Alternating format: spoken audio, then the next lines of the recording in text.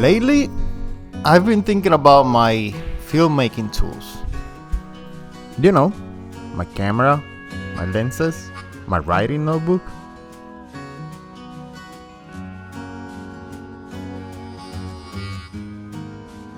And there is one that I'm a bit skeptical about. Friends.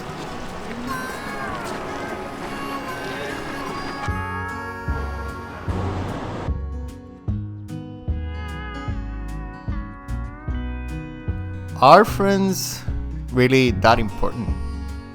It's human connection like a basic necessity. Can you be creative and have inspiration if you have no friends? Does having friends affect what you create? Your stories, your experiences, your lifeblood? It's any good without company? Do you even have any stories to tell? So, got a question. From all the places that you have traveled to, both of you, where do Banff/Calgary ranks? Like, from like top 10 places, like where does this part of Canada ranks? I would say, would you count like Europe, that trip, all one place, or would you count it as different places? I would Like, count it as two places. ooh, France and Italy. I would probably count each city separately because Banff kind of like, so like Rome, Venice, friggin' Positano, Sorrento. Oh yeah, that's too much. Never mind. There's way more. I would say top 5. Yeah, top 5 for sure, but probably like 5. Yeah, I don't know where in the top 5. Possibly top 3. Possibly. Top 5 for me, not top 3.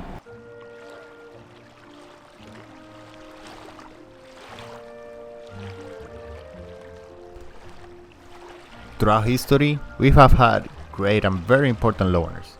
People who have preferred to do things by themselves, or at least, at the bare minimum, recharge their social battery all alone. Einstein once said, "I lived in that solitude that is painful in youth, but delicious in years of maturity." Tesla said, "Originality shines in the seclusion, free of outside influences, beating upon us to cripple the creative mind. Be alone. That is when ideas are born." I don't think I need to elaborate on who these two dudes are, right? And along with them, Sir Isaac Newton and Charles Darwin are some of the scientists that have made and done great things being loners. But they are scientists. Science is truth. Facts. You have a question, you do the research, make an experiment, and then you have your answer. That's easy enough to do all by oneself, right? But what about stories, imagination, creating something that is not there and bringing it to reality? In this area also loners and introverts are everywhere. Joker, am I right? Dr. Seuss, Steven Spielberg, and even the controversial J.K. Rowling. Rowling? Anyways, she sat in a train station for hours, coming up and thinking about the Harry Potter story, not writing anything down because her pen was not working and she didn't want to have any social interactions, just to borrow a pen.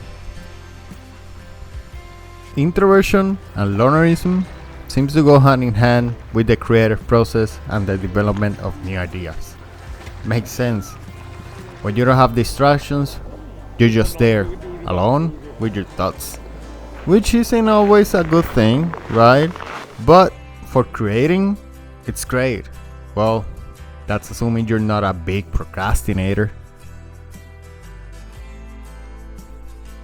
If you're an introvert or a loner with no friends, because you're either too shy to talk to people or simply you just don't like people, I'm in the second group.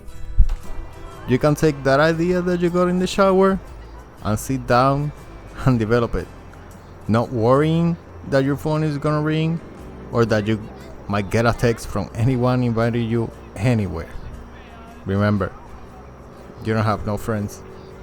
Me, myself, I don't like people that much. I tend to prefer being alone. Most of the time, I find my own company enough to create and come up with new ideas for videos or photos. And although in moments of solitude, ideas come, also overanalysis of life situations that are probably very simple things that have an easy answer occur. Funny thing is that I have a degree in science, but don't get me wrong, I'm not even close to the idea of my thoughts being as important as Darwin's or Einstein's. I am not even close to being the most creative person I know. That title goes to a friend that I don't really need, because as proven by history and the internet, you don't need friends to be successful, to be creative, to make something. But how much better is life with friends? Friends bring this special flavor to life, from great adventures filled with spectacular moments to little ones that for most people seeing you laughing in the middle of an aisle in the mall will be very strange, but for you it's a core memory. Deep conversations that make you reflect on your life choices and question your existence. Arguments and difference of opinions that put your friendship on a pedestal and make you think, why the fuck do I even like this asshole? Hugs, fist bumps, laughter, tears, fights, call, texts, all these things that friends bring to your life, big or small, can be summarized in one very important aspect: stories.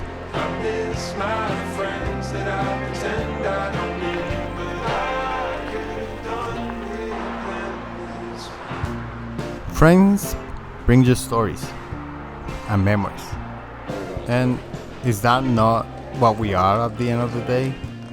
Just a compendium of stories and memories lived that all together make us. So yeah, you 100% can be the biggest, most accomplished, creative loner of all time. But what are your stories?